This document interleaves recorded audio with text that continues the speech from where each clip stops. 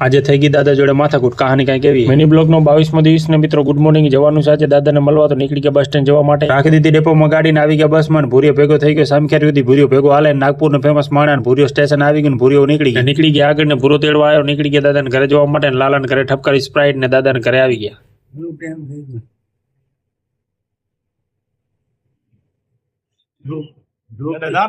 પડી ગયા લાગે નથી દાદુ દાદા આના બીજમાં બેગ પડી ગયું લાગે। અરે કેટલી પડી ગઈ ભાઈ, કાંઈ નથી હવે પૂરું છે આ તો કેમ જીવું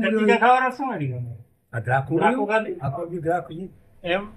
દાદાએ મંગાવી કોકા કોલા ને દાદાને કીધું તમે નહીં પીવો ને દાદા, કે તમે તો બીમાર છો? તો કે ના દાદા કે મારે પીવી જ છે। નીકળી કે બારે દાદા બસમાં ચડવા આવે છે, દાદા કે 87 વર્ષ થયા મારા, ખાવા પીવાનો ફૂલ શોખીન, હર સિઝનમાં હર વસ્તુ ખાવે, કે હાલ શેરડીનો રસ પી। મેં કીધું તમે તો માંદા નથી, અરે કાંઈ ન હોય, સાંભળો શું કે દાદા ઓમ કે માંદા જેવું દેખાતું નહીં અમારું। રસ પીવા જો ખાટનું બધું ખાવાનું હોય, મોસંબી ઓલા સંતરા એને નારિયેળ એમાં ખાવાનું હોય, અથડી તો જોડી થઈ ગયું